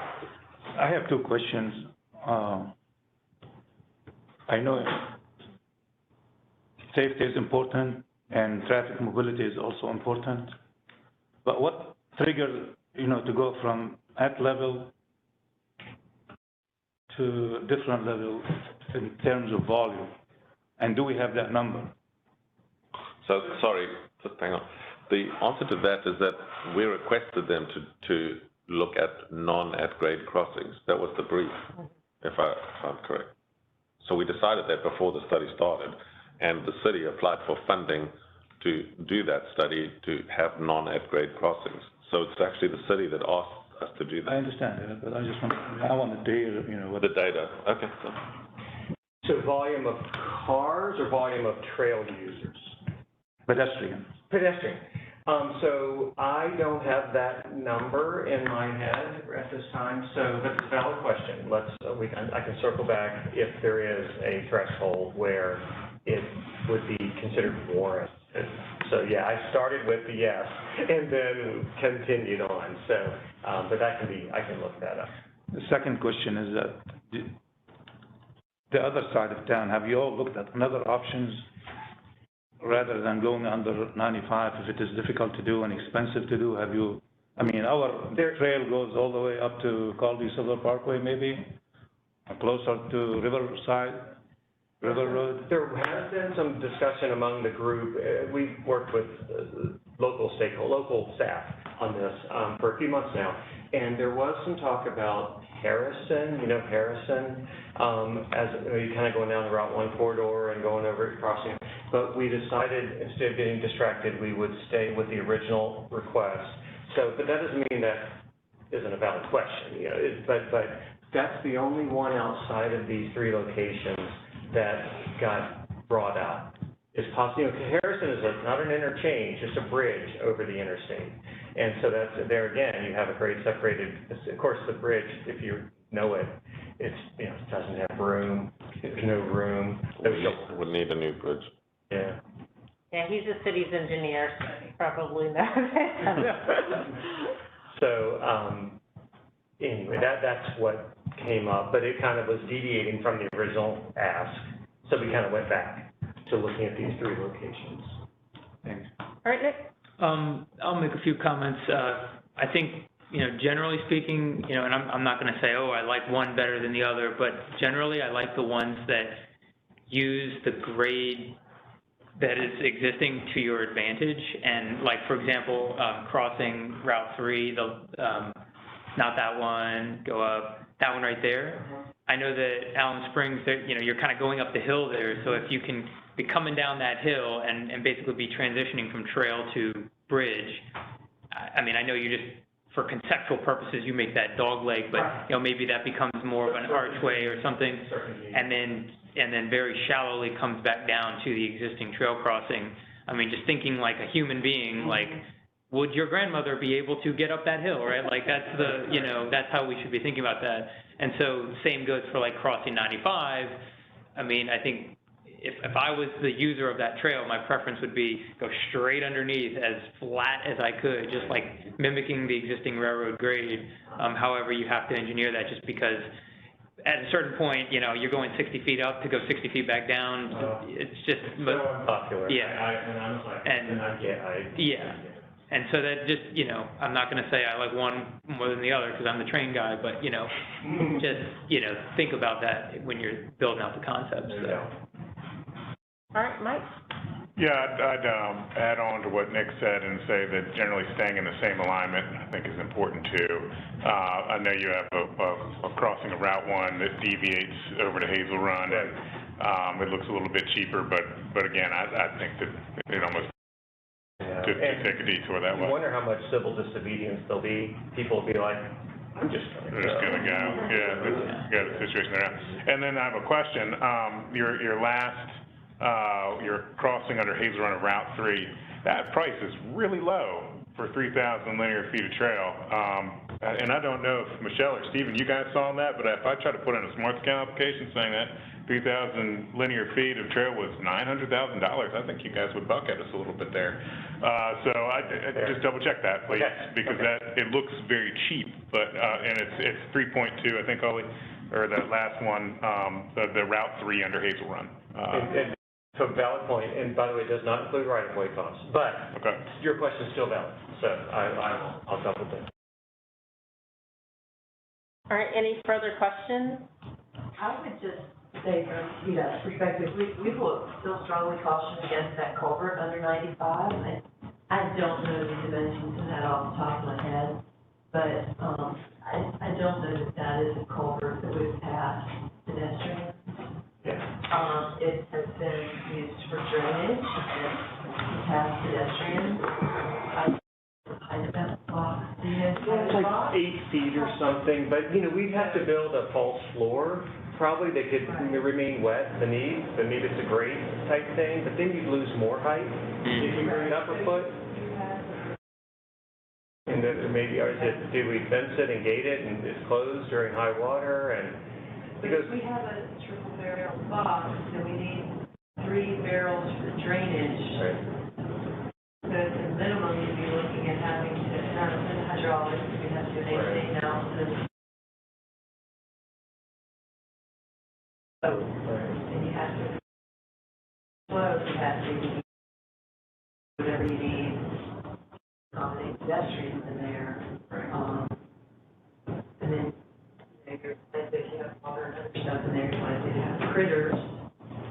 it goes on, yeah, theoretically. I don't know if that's something that people would, be jumping up and down to go where, It would. We have critters in the tunnel anyway on a shared use path, but we have water and other things likely to. Just saying. What I find happens a lot is the nature of a trail. If it's aggressive, if it's difficult or challenging, you'll separate the recreational trail users from the kind of the hardcore commuters and be like, I can do this. And so you don't want to separate, right?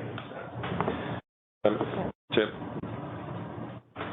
some of the policy committee members who are aware of this happening, of course, because they mandated us to do this work, know that this is coming to them, right?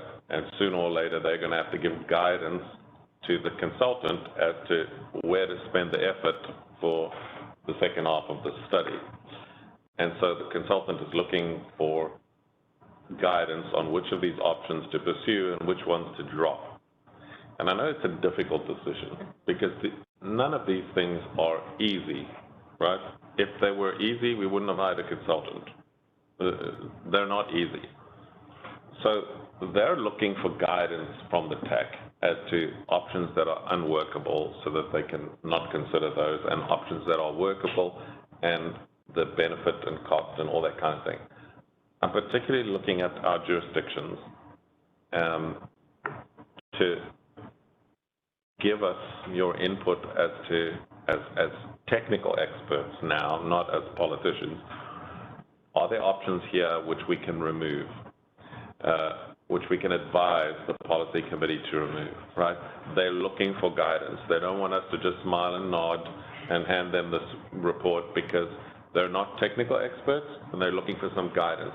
So I'd really like you to hone in on these 8, did you say, Paul? It's 8. And the goal ultimately is to get to 3, but if you can reduce it from 8 to 5 or 4, it's better than saying nothing. So please do give us guidance that we can give the policy committee on options that are non-starters that we can just remove. I guess that's the easiest way to do it, is to take off ones that are just non-starters. We can remove them straight away and not waste energy and money and time, and we can advise the policy committee that you as a group think that those are not good options. So are there any non-starters that we can identify today from the group that we would just say, hey, don't even bother? Like, I'd say that we strike the box culvert, and I would also say that we strike US Route 1 under Hazel Run. so 1.1 and 2.2? 1.1 and 2.2. And Jamie, if I can, I actually have a question about the third options. I think both aerial crossings are interesting. I don't think that they're so dissimilar. Can we combine those two into one? Which two? The 2 bridges over Route 3, because it's the same kind of concept, and I imagine, Paul, most of your work now is going to be picking the right grade and figuring out how the ramps go and what the utility conflicts are. You're talking about 3.1 and 3.2. Yep.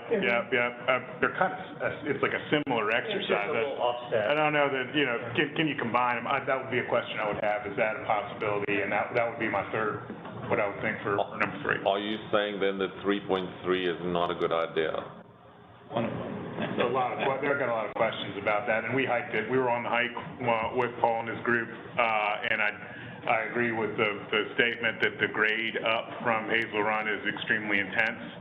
I don't view it as a viable option, but I'm kind of weighed in a lot here, so I think the bridges are better options there. I agree with you that in the end it's going to cost more than $1 million, and it's also, we looked at that grade, and I wouldn't cycle up it. Personally, some of you more athletic people might.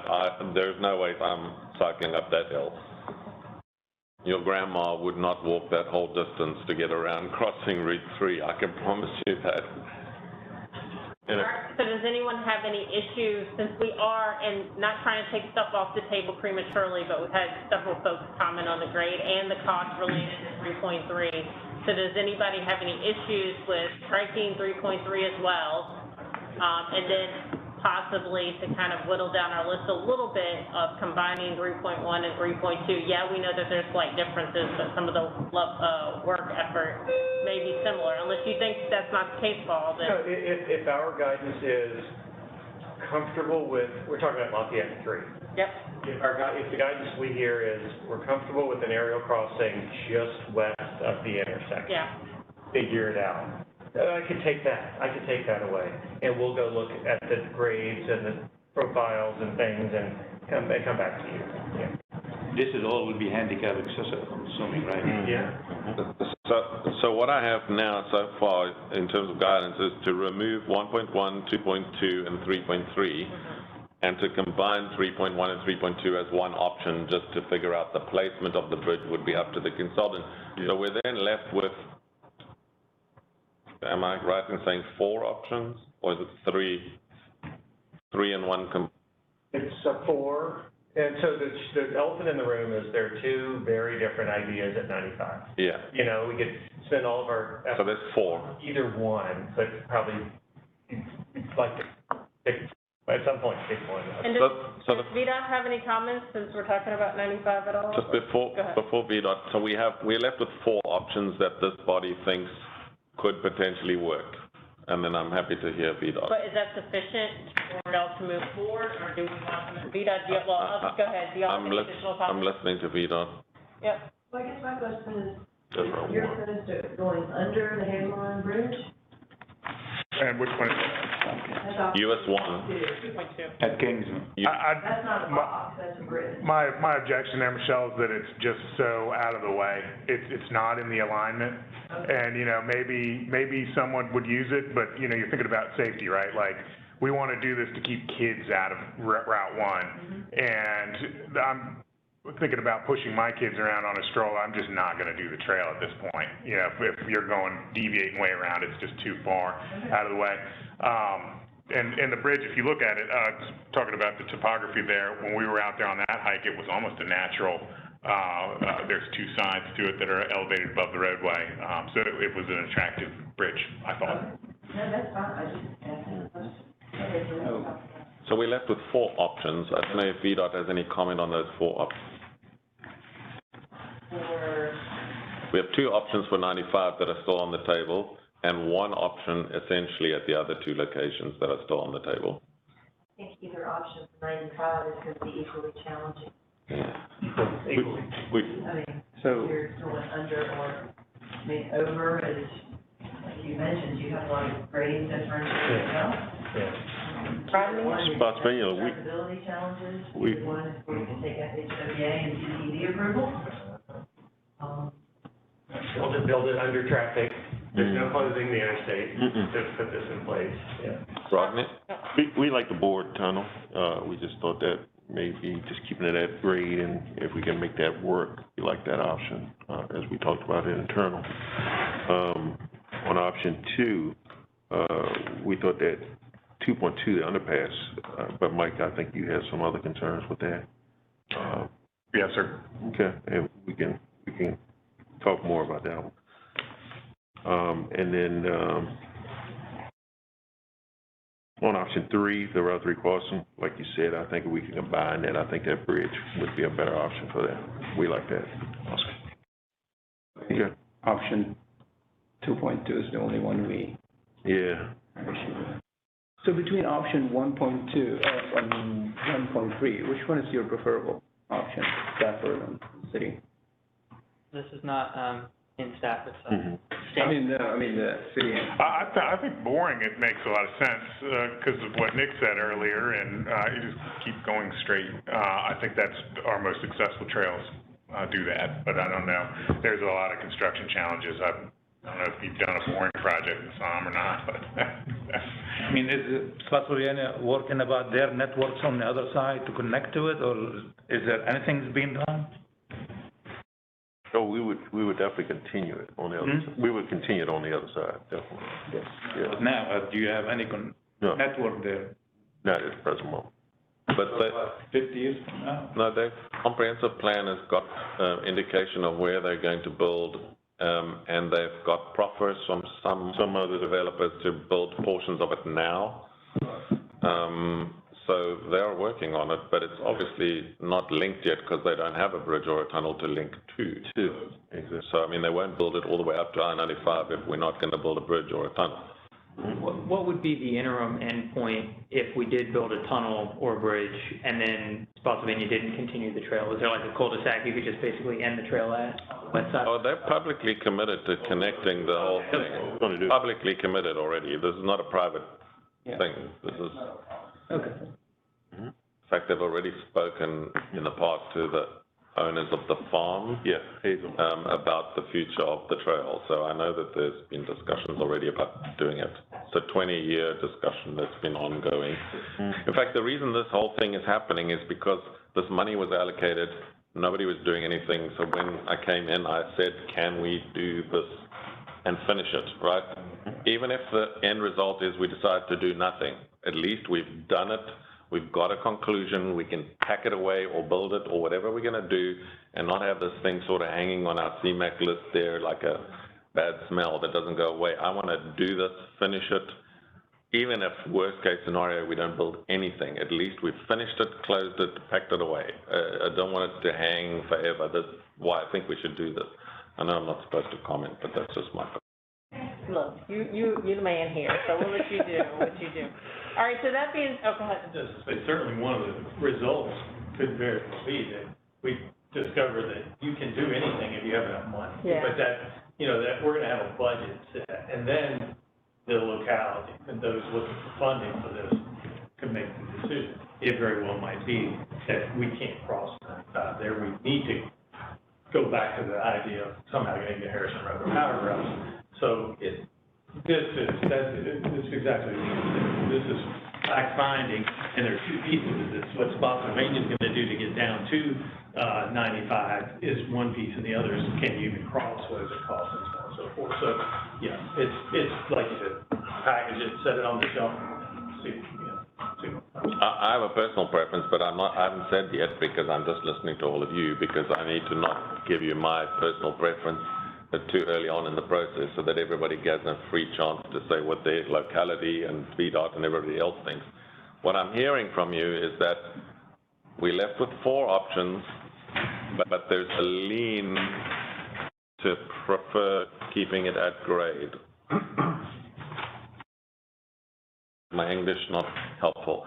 That for 95. You're leaving on the table 4 options. The two are the 295 ones, but you're leaning towards preferring keeping the 95 crossing at grade and doing a tunnel bore. Is that what I'm hearing? It's like what Nick said about going up and over. The amount of vertical difference there is high. You have to somehow traverse on a structure, and mostly, at least, you probably wouldn't be able to do much fill. So, but a very tall structure on both sides, the impracticality of that, the use of that, all sorts of things. So then I think we're on the same page. I'm not hearing somebody saying that's not a good idea. And then the question will become down the line, can we find the funding to fund it or not, right? But I think, Paul, you're hearing a very distinct leaning towards 3 very specific options. And we will present that to the policy committee as a general view of the TAC. Does anybody have any concerns or comments? I know we referenced 2.2, but I would just also say, if it's going to go out that far, as Mike mentioned, then the city probably can never support, you know, for safety reasons and other reasons. So I don't want to put something in front of the policy committee that, based on literally physically walking it, that may not work. But if anybody has any strong objections to not keeping 2.2, please say so. But if not, we'll move forward with those ones that we discussed. Great. All right, thank you. I'm very happy with that. Thank you all. All right. Any other final questions on this topic? All right, we'll go to the next item on the agenda. I think that's you, Nick, correct? Yes. How much time do I have? None? None. How much time do you need is the question? 5 minutes. All right, that's what we got for you, sir. Okay. So before I talk about system plan, just some updates generally about VRE. We're in a fare-free period right now, system-wide. So if you have any cause to be up in DC or anywhere inside the Beltway, we encourage you all to try our service. If you've not before, you will not need a ticket to board at any of this region's stations or any of the stations until October. In October, we go to fares again in this area, but we'll be fare-free in our zones 3, 2, and 1, which is basically from Franconia Springfield into DC. So, and as a result of that, we're seeing basically record ridership since the start of the pandemic. Typically, Fredericksburg line on a Monday carries about 800 to 900 people now in this pandemic reality. We carried like over 1,700 today. So I think we're seeing something.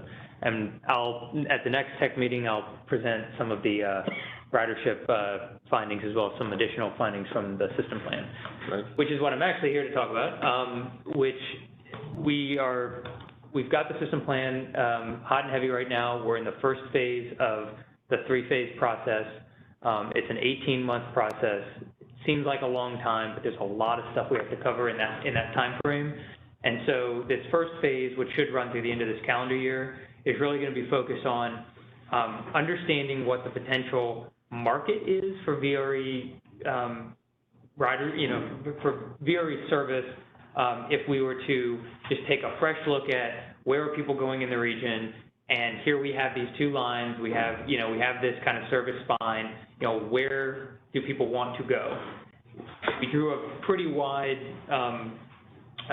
cordon around not only this region, but also other regions like the Panhandle of West Virginia, up to Baltimore, and we're in the process of doing some data analysis to look at what kind of the relative flows are between those areas. We'll present that probably in the next month. The operations board, which meets this Friday, is going to receive just a written, we're not doing a presentation because we just didn't have enough data, but just a written kind of overview of what we're going to be looking at and what we've already looked at and kind of the process going forward. If anyone's interested, I believe tomorrow they'll post that on the VRE website for the September board, so you can look at that. You can watch the recording if anyone has any comments. I'm not sure if I'll be actually at that meeting, but I don't expect any of the board members to have any specific comments on this, because if they did, they would have already come to us and asked us about it. But I think most excitingly is this first phase, we're really going to kick off some jurisdiction coordination. And so for 3 jurisdictions here, look for emails from me and Christine. I'll be sending to you and Alex and to Paul. And basically the purpose of that jurisdictional coordination is just to get out in front of anything we put before the board, so that okay, at the November board meeting, we're going to be talking about this, we're going to be talking about that. Well, you hear it first, you have an opportunity to ask us specific questions, maybe tweak our process a little bit, and then also to provide us with feedback on what's, what's going on around stations and things like that. And so we want to keep up the jurisdictional coordination through all 3 phases, because we anticipate in phase 2, it's really going to be the service. And we're going to be looking at, okay, based on the trends, based on the projections, out through 2050, what kind of service do we need to be providing? Because this really is a system plan. And then phase 3 is, okay, so you've got this service, now what can we do at the stations? How can we encourage transit supportive development and land use, to make that a success? And so that's kind of how the flow of coordination will be. I'll be presenting some cool stuff, I think, because there's a technical committee at these meetings, but I'm not going to necessarily be asking anyone to decide or choose or anything here. This forum, I think we're going to, hopefully at the next meeting, and I was hoping to have something by this meeting, but it just didn't materialize. By next meeting, we'll have some results on those trends. We'll have some results on the projections and things like that. And then the final thing I'll say is we're standing up a web presence. We're going to put an Esri Hub site that will link through the VRE system plan website. That should be live on Tuesday. It's not going to look like much to start, but as more materials get uploaded, we'll notify everyone and we'll say, okay, you know, the draft technical memo is on the site, or we've got a new story map here. And then we also have a new website, or a new email, systemplan@vre.org. So again, systemplan@vre.org. So if anyone in the public has a system plan related question, or anyone here does, well, if anyone here does, just email me, but if any member of the public does, email that, because that will go to all of our consultant staff and we can respond to that email. So, yeah. And so any questions on that? Should be an exciting process. I'm glad we're finally getting going, but yeah. Any questions for Nick? Give us more trains. Well, hopefully this will help, you know, the preempt those comments from the citizen there about, you know, weekend service and that kind of stuff. So. Reverse commuting, less than $47 one. All right, we'll go to the next item then, if no questions for Nick. Becky, I'll turn it over to you. We're not doing the commuter lot thing Great, that's early. great. Yeah. Becky? Yes, and I'll go over the milestone schedule, and Dr. Rideout will talk about the form that he's working on right now. And Coley, if you could go on down to the calendars that you'll see after a while. Everybody knows the eligible projects for CMAQ and STBG. And the big news, go on down to the, actually see a calendar. There you go. We hope that the policy committee will issue a formal call for projects at their upcoming meeting on the 19th. And then we'll be working with applicants and ask for submissions to be provided to us. You go to the November slide, perfect, the Friday before Thanksgiving. That's the big news there. Also, I'll be glad to help with crash analysis for your projects. I've got some in-house expertise and can help you with that, and that way it'll be consistent if, you know, that you won't have to rummage around to the sheriff deputy's office and so forth. I'll be glad to help you there. Becky is the safety and crash expert at FAMPO, so please do reach out to her. And that's the easy part for me, and sometimes the challenging part for other folks. We go back to November. Once we get the submissions, we'll simply summarize them and give them back to you all just to let you know the universe of requests that we've received toward the end of November. We'll then get to the hard work of scoring the applications, and into the first of the year, we'll have TAC meeting on that second Monday due to the New Year's holiday. That's where we'll have the presentation of draft scoring, and then after that is pretty much the process leading up to. We do have a couple of months in there because we normally will need 2 bites at the apple, so to speak, to get those final numbers all satisfactory to everybody and all fitting within the constraints of the CMAQ and STB allocations. That's usually an iterative process where we get feedback from you at 2 meetings. And then, Mr. Ellis, do you want to add anything about dollar amounts or anything like that before we let John talk about the form? We don't know the dollar amounts yet because VDOT hasn't given them to us. We know that we parked the FY28 amount, which is just under $5 million. It's 4.8 or so million over both programs, because half of it goes to CMAQ, half of it goes to STBG. I'm expecting that we would at least get that amount again, but each year it seems to go up slightly, and we have had the new infrastructure bill through Congress, so I'm guessing it will go up. So my guesstimate, which is just a gut feel, so don't quote me, but it's going to be just over 10 million. I don't know if it's going to be 10, 9.9, 10.5, maybe even 11 if it's Christmas. We don't know, but VDOT will only tell us that in about March, so we can't give you the exact amount, but it's in the order of, let's say, $10 million, and we'll find out what the exact amount is at the appropriate time. Remember, unfortunately, we don't know what the amount is until after we've scored your applications, so it's a guess. Matt, you have one? More so a question for VDOT, or Ian, if you know this as well. The funding increases we saw earlier this year, a few $100,000 on CMAQ and SCBG, was that from the infrastructure bill? Or are we still awaiting word on what the actual increases would be? Because I know in the previous VDOT budget, the money from the infrastructure bill was programmed in. So I don't know if the CMAQ SCBG was increased, or if that's still awaiting word. So the amount that is in our spreadsheet is still the current amount. You haven't increased it since we approved that spreadsheet. Yeah.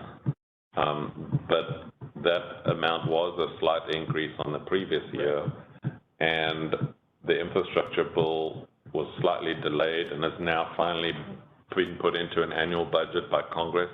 So the annual budget total is higher, so I'm assuming that means the CMAQ SGB budget will be higher, but I don't know if you know anything more than that. They haven't given us check on the numbers, but that's just until we get this on numbers. But I mean, it's not going to make much difference to your application if we get 10 million or 10 and a half or 10 and 3/4, right? It's not going to change your application much. If it does, you obviously know something I don't. All right. John? So yeah, we are, at this point in time, if you go up on our website right now, you'll actually see the form to the last call for the project. So we'll actually be updating that form, making it clean up. There's a little bit restricted on the last round of what projects were eligible, so we're going to build out more, build it out a little bit more eligible projects, as well as to try to get you a better idea of how the scoring is going to take place, so you can kind of guesstimate how you sort of can kind of go in as you're going through and submitting that form online with the project. All right, and can you map that? You just mentioned it was online. Can you tell totally where it is so we can? It's the old one, so I wouldn't go there So now. don't do that. It's not up there yet. Okay, okay. I thought you were saying we'll do this. Committee says go. Okay. Go in there now. Don't look. Get early, it's going to be the old one. By the time the policy committee approves it for a call for projects, hopefully on the 19th, we will have adjusted that thing. Okay. But remember last time, we only allowed each locality to submit one project. So it only allows you to submit one project, whereas when you go there after the 19th, you will get a range of options, and remember, we're using the full new CMAQ and SDGB processes which were approved, the policies were approved by you all, and secondly, you'll remember the policy committee finally took a decision because we couldn't, between us, come to an agreement on how many of each kind, and the final decision was you get all the same total number of projects, pick and choose whether those are roadway or buses or sidewalks or trails or whatever the heck it is. You have total carte blanche to pick and choose as jurisdictions what you want to submit, provided you don't exceed the total number, and I think the total number was 5, was it? Yeah. So you can have as many or as few as everything as you want, provided you keep to the 5. So have at it, do it any way you want to. And obviously, our transit operators also are entitled to apply where relevant to those funding streams. All right, any questions about this item on the agenda? If not, we'll move to the final item, which needs active participation, which is a TIP amendment for Resolution 23-04. This is just directing public comment for the 21-24 TIP to add UPC 211606, which is the Fredericksburg Station Rehab Project. John, any comment? Yes, so this is just opening the public comment because this project is a new project addition to the TIP. It requires a 30-day public comment period. This is kind of a interesting tweak, is that it's going to be using the rail safety repair funds to both repair and expand the Fredericksburg Station. And so with this as a new addition to something that's not in our current TIP, we are having to go through the 30-day process. That's what we're making the recommendation for. All right, can I get a motion, please? All right, Craig, motion to approve. All right, can I get a second? Second. All right, thank you. All those in favor, say aye. Any opposed? All right, we'll keep it moving to correspondence. Item number 9. Do we have any correspondence to share? Just the news, the press release from the VBRA and Amtrak announcing that they had their record highest ridership ever in Amtrak in July in the state of Virginia, but bearing in mind Nick's comment earlier that it is a lower fee structure that helped, but it is a record, right? And we've been hammered by politicians for quite a while that, oh, transit's never going to recover. Well, Amtrak is 19% higher than prior to COVID in Virginia. Okay, that's only 1 month, so let's see what happens. And when they push their fees back to the normal levels, maybe it will mute that somewhat. But still, if they're higher than pre-pandemic levels, that's significant, right? And I hear Fred is increasing and VRE is increasing, so transit is certainly not dead in the state of Virginia. Every person, I tell people when they argue with me, every person on a train or a bus is somebody that's not in a car in front of you. Yep.